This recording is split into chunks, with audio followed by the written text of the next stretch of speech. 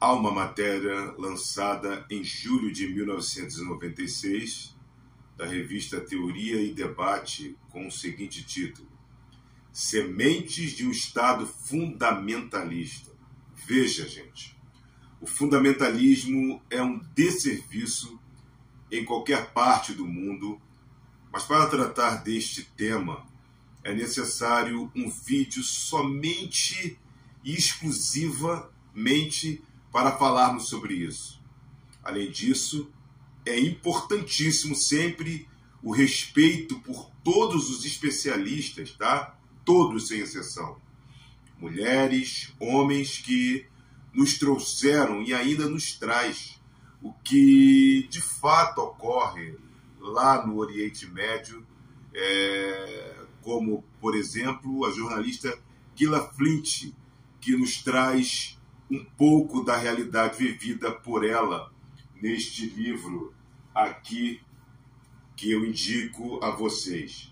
Eu havia gravado um vídeo, tá? Já sobre este livro de Gillian, essa importante jornalista, sobre esse conflito, principalmente ali na faixa de Gaza. Mas antes de mais nada, eu queria lhe pedir humildemente que você possa curtir, compartilhar e ativar o sininho da notificação para receber mais conteúdos como este, né? Se inscreva no canal agora, neste exato momento, dá uma pausa no vídeo, vá lá, se inscreva, não deixe para depois, né? Senão você vai acabar esquecendo. E muito obrigado por sua presença e por todos os inscritos e por você que ainda está aqui, que está aqui nos assistindo pela primeira vez, tá? Gratidão pela vida de vocês. Então, vamos à matéria lá de 1996, há 27 anos atrás, tá? Dizia a matéria: os resultados das eleições em Israel, segundo a matéria, demonstram um país cindido ao meio à época. Votaram, salvo engano, 49,5% dos eleitores em Shimon Peres e 50,5% em Benjamin Netanyahu, com uma vantagem de apenas 30 mil votos. O líder da direita, com o apoio maciço dos partidos ultra-ortodoxos, como aponta a matéria, foi eleito primeiro-ministro de Israel. Trata-se de um retrocesso monumental, aponta a matéria, na vida do país, tá? De Israel, que atinge todo o Oriente Médio e principalmente os palestinos dali naquela matéria aponta. O governo trabalhista, tá, que liderou o país entre 1992 e 1996, segundo a matéria, não trouxe um mar de rosas, mas abriu uma fresta de esperança tanto para os israelenses como para os povos vizinhos ali, tá? Com a assinatura do Acordo de Oslo, o reconhecimento histórico dos direitos dos palestinos e a retirada das tropas israelenses da faixa de Gaza e de 6 cidades importantes da Cisjordânia. Ambos os contendores já começavam a ver a luz no fim do túnel desse longo conflito, gente, que perdura há muitos e muitas décadas, tá? Há mais de 100 anos, diria eu, principalmente após a Segunda Guerra Mundial. Os palestinos nunca estiveram tão próximos da realização de um velho sonho de ter um Estado. E os israelenses nunca estiveram tão próximos, segundo aponta a matéria, da realização do também velho sonho de um acordo de paz com o mundo árabe. Que interessante isto, né? Então vocês percebem que o problema que ocorre hoje lá na faixa de Gaza, ele é bem antigo. Pessoas se debruçaram sobre isso. Continuando, após a vitória da aliança da direita com os partidos religiosos, o país retorna ao passado. O perigo de uma guerra geral na região volta a preocupar os israelenses e a independência palestina parece se distanciar a cada dia que se passa. Já em 1996, aquela época já se discutia e se percebia isso que é no passado.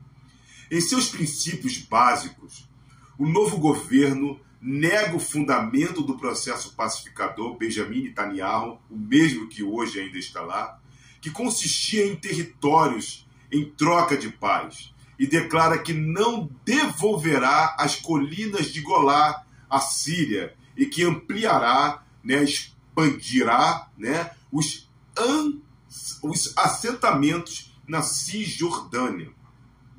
Os religiosos, que sempre foram, segundo a matéria, o fiel da balança na política israelense, desta vez ficaram claramente a favor da direita, criando assim uma das mais significativas mudanças. A aliança entre a direita, contrária ao processo de paz, e as forças etnocêntricas que querem transformar Israel em uma teocracia, um Estado sionista cada vez mais consolidado. Nessas eleições foram lançadas as sementes de um Estado fundamentalista, e isto é um problema. Só Netanyahu é bom para os judeus, diziam milhares de cartazes que apareceram nas ruas de Israel 3 dias antes das eleições, aponta a brilhante jornalista Gila Flint, que viveu de perto toda essa história. Após receber ordens de seus líderes espirituais, os rabinos Shark e Kaduri, dezenas de milhares de ultra-ortodoxos se mobilizaram para ajudar a campanha de Benjamin Netanyahu. O lema por eles divulgado se alastrou, pessoal, rapidamente e se construiu no último impulso para a vitória. Em uma sociedade, Israel, em que 20% dos cidadãos na época eram árabes e que passava por um processo de pacificação com o mundo árabe.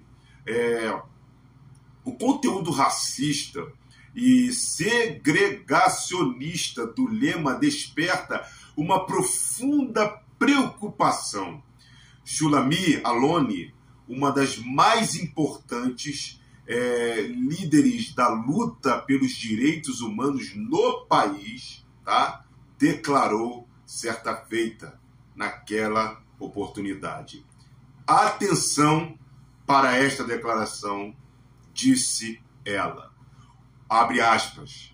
O fortalecimento dos elementos religiosos nacionalistas e racistas, dizia ela, assustaram. Configuram-se características comeneístas na sociedade israelense. A gente viveu esse problema de forma bem menor aqui no país nos últimos anos com nós evangélicos. Os partidos religiosos que tinham 16 cadeiras no parlamento anterior àquela época, pessoal, passaram a ter 23 de 120. Receberam, ademais, 6 importantes ministérios, segundo a matéria, habitação, transportes, religiões, justiça interior e bem-estar social. Por intermédio desses ministérios, os religiosos puderam exercer uma intervenção sem precedentes no cotidiano do país, em que 80% dos habitantes eram laicos, Isso é importante, O rabino Itzhak Levi, ministro dos transportes, declarou na época que iria implementar de forma mais severa a lei do descanso no Shabat. Segundo os preceitos religiosos, o descanso obrigatório, atenção, iniciado na tarde da sexta-feira, termina com o aparecimento das estrelas no sábado à noite. Estou procurando aqui o livro, está aqui do meu lado, aqui no lado esquerdo. Tá? No horário de verão, isso significa que não haverá, naquela oportunidade, transporte público antes das eleições. Tá? Públicos antes das eleições, salvo engano, às 20 horas. A proibição do transporte público no sábado afetara principalmente as camadas mais pobres da população, que, segundo a matéria, no único dia de descanso, ficam sem meios de locomoção. Covardia isso, né? Opinião pessoal aqui.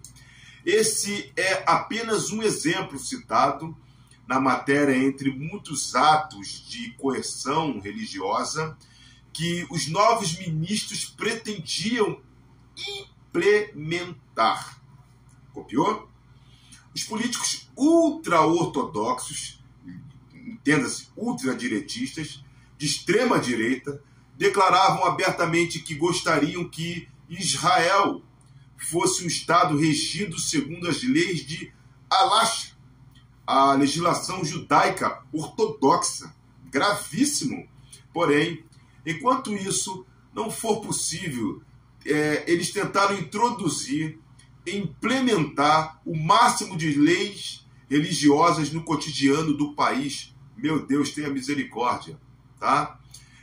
Nos 4 anos do governo trabalhista, chefiado pelo primeiro-ministro Yitzhak Rabin, Israel finalmente parecia sair de seu isolamento, preste atenção nesta palavra, etnocêntrico, isolamento etnocêntrico. Começou a se abrir para o mundo, né? E principalmente para o Oriente Médio. A ordem de prioridades nacionais passou por mudanças drásticas e, em vez de investir em assentamentos nos territórios, deixa eu consertar um probleminha aqui, de assentamentos nos territórios ocupados, o governo começou a priorizar o bem-estar da população, a educação, a saúde e etc. Israel nunca, naquela oportunidade, foi tão cosmopolita como nesses 4 anos, e foi justamente essa abertura que apavorou os ortodoxos e os levou à aliança com a direita, aponta a matéria de 1996. Faça uma pesquisa sobre esta matéria depois. Essa matéria. As razões dessa aliança estão muito mais ligadas ao que os ortodoxos denominaram de identidade judaica do país do que ao próprio processo de paz. O governo trabalhista laico foi dirigido por Yitzhak Rabin até 4 de novembro de 1995, há 28 anos atrás, quando foi assassinado por um extremista da direita religiosa ortodoxa, tá? Extrema-direita. Depois do assassinato de Rabin, Peres assumiu a liderança até que perdeu as eleições para quem? Para quem? Benjamin Netanyahu. Ele mesmo que hoje continua no governo de Israel, do Estado de Israel. De 1992 a 1996, o país registrou uma evolução no sentido de superar alguns dos sinais da teocracia que caracterizavam a sociedade israelense. Leis existentes deixaram de ser implementadas, tá? Por exemplo, a ex-ministra do Trabalho, Namir, cancelou a inspeção do cumprimento da lei do descanso no sábado. Os inspetores drusos que eram empregados pelo ministério para implementar essa lei foram demitidos de pronto. Então você percebe, vai analisando o que está sendo dito, e vai raciocinando, tendo senso crítico diante do que a matéria nos passou. Também foi decretada uma lei básica de caráter constitucional. Israel ainda não tem ou não tinha uma constituição propriamente dita até então, a da dignidade e da liberdade do cidadão.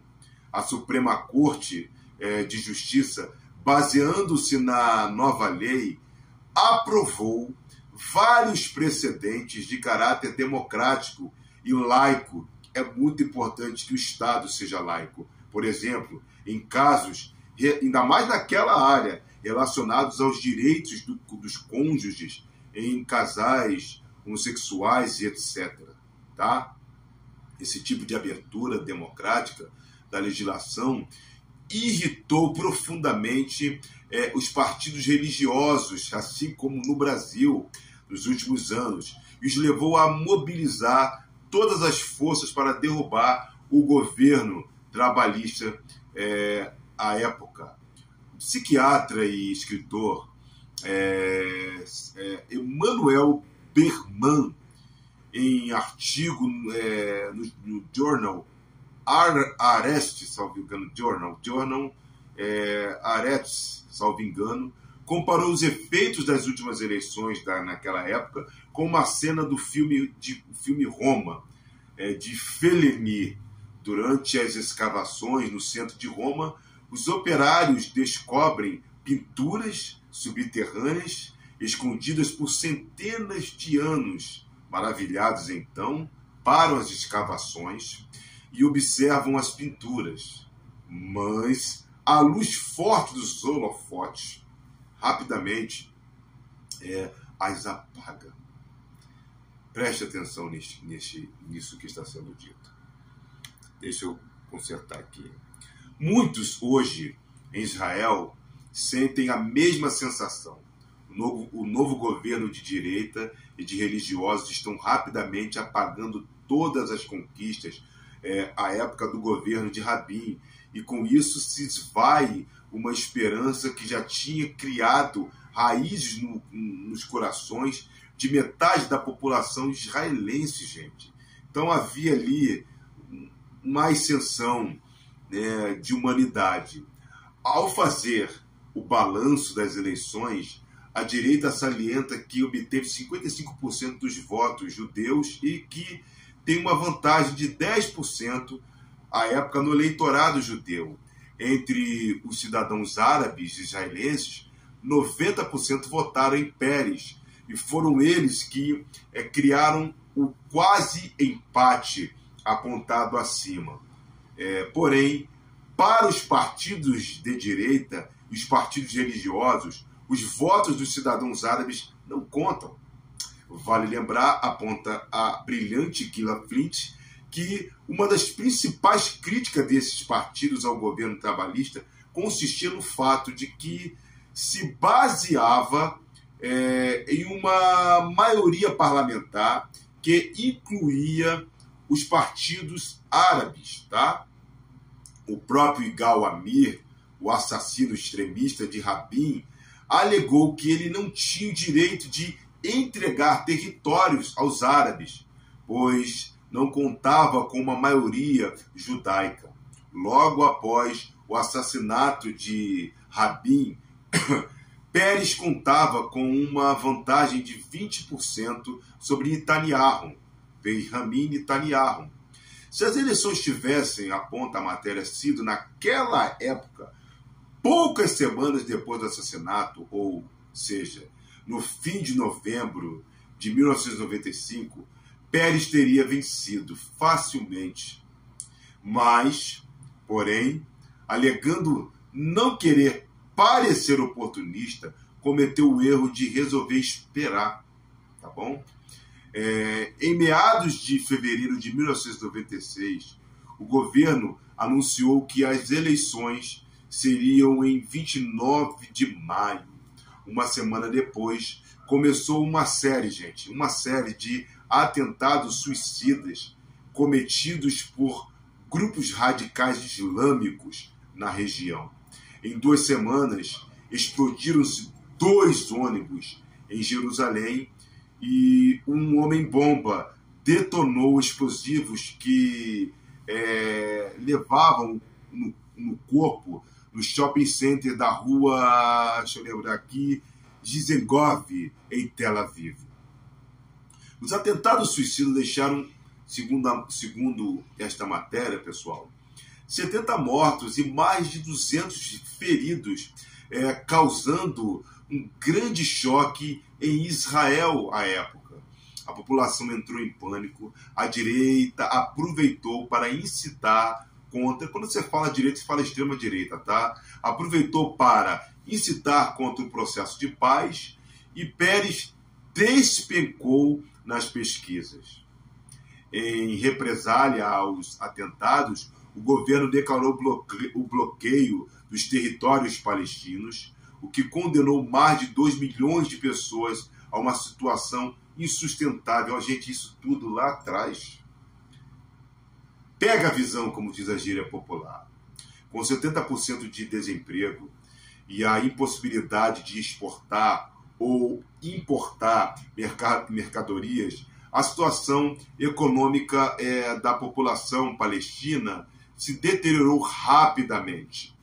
E não vou comentar a matéria até o seu fim, porque o vídeo ficará muito alongado. Eu também estou sentindo uma dor aqui, começou a doer minhas costas aqui, tá? Mas perceberam o problema do radicalismo apontado pela jornalista Gila Flint? A situação no Oriente Médio é grave desde sempre, principalmente depois da constituição do Estado de Israel. Sempre. E a escalada sempre esteve presente ali naquela região. Tá? Eu tenho lido e ouvido pessoas dizendo que devemos orar pela paz de Jerusalém, como ensina a Bíblia, mas entenda que Jerusalém, neste momento, não é o alvo, mas sim a faixa de Gaza, onde ficam os palestinos. E eles estão sendo dizimados pelo exército israelense, isso é um fato. Que este vídeo possa trazer a você um pouquinho de esclarecimento, para que você entenda, gente, e não fale coisas de qualquer forma, tá? Eu vou acabar o vídeo porque eu estou sentindo uma dor forte aqui na coluna, mas te peço que você curta, compartilhe, convide pessoas a se inscreverem neste canal e me acompanhe aqui, porque eu passei por dias difíceis, mas estou melhorando depois da batida na cabeça, né? E essa dor na coluna que não me deixa. E como eu sempre termino, um beijo do Adriano e até a próxima!